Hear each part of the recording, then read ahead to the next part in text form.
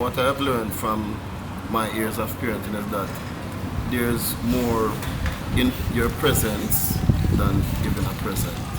So I say to substitute the present for your presence. So this birthday, don't give them a Nintendo or a football. Just be there. Be there for your kids. A lot of us, we are good parents. We have the traits. We have all the know it and the know-how too, but we tend not to do it. Sometimes it's because of our environment, because of our lot to do. I come from an inner city community and even speaking, corresponding with a child, actually, you see that it's not the norm.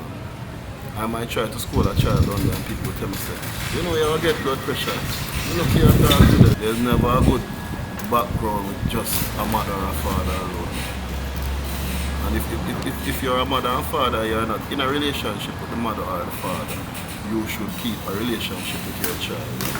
Keep a relationship with the mother and father, same way, because they are gonna be there up until that child, or when that child even get out of the picture, they will still be there. You will still be her baby father, she may still be your baby mother. So you have to be, it's a full-time job. It's not like a insurance will lapse. It's not lapse. As them said, parenting is you are the first and forever teachers. You have that to actually put in your thoughts to know that I have to always be there. It's not because you're on the mother is not dealing. Because some persons take to and say use the fact that for the child. That's how it is in this community. You're always like your workplace father or you're coming like your mama. Those are the phrases that a lot of the children in our community are used. There's a lot I used to get from my father that is not really relevant now, as they say, but the teaching is still there. My father was a strict person. He used to say to me, there's a guy up by the road named Maurice and he was very violent and he said, I don't want to see you play with Maurice. And my cousin come and say, come and see Mark play with Maurice and we get boxed down. That's how it works. And it's not like, I see these children nowadays when they're at school, they become very boisterous, they become very aggressive. They want to fight back. We have to just take where we get and sup it over one corner and sit down. There's always gonna be that time when you think that what you are doing is not good enough. Because as I said, there's a time when the children throw tantrum. Even this morning my son is not living with me, he's living with his mom, but he kept talking about him can't take it on because she has a son that is having problems. And because he is a smaller one now, he's 18, she's saying that he should have a look at work. He's actually in school. He's doing his second year here now and she's saying that he should go and look at work and it is pressuring him. So he's contemplating a lot of things. So when I look at it, I said to myself, because I was in a relationship and I come out of that relationship and in the next relationship now, certain things are in place where I could tell him to come and stay with me. So sometimes we think that we feel. As a father now with a son who is 18, how do you go about sex education in your household or even conversation with him? I talk to my son about it. I have had lengthy conversation with him about it.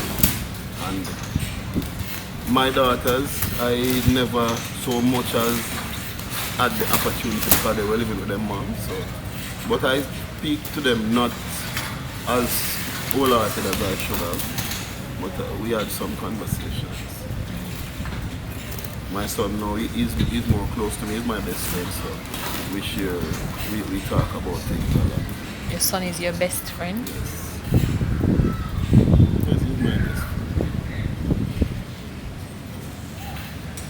This is interesting. Yes. Well, I as a parent mentor, I used to do seminars, and when I go to seminars, I always try to tell the children that no matter what, no matter who your parents be, try to make them your role model. So that was the type of relationship I had with him. growing up, I used to tell him about discretion.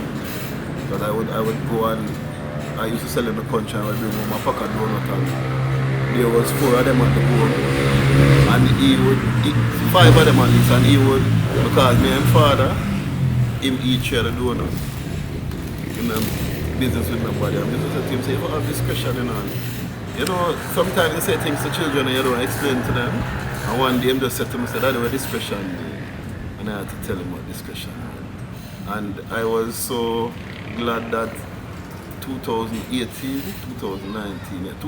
he was graduating from St. George's High School and there was a new award called the Humanities Award and he was the one that got it. And I said to him, I see discretion. So these are things that you do and you don't really know it would pay off, but when you see it pay off, you know that is what I did that caused this to happen. I have enjoyed being a parent mentor. I've actually diffused some very tedious situations, life-threatening situations, so I know that it's a good thing.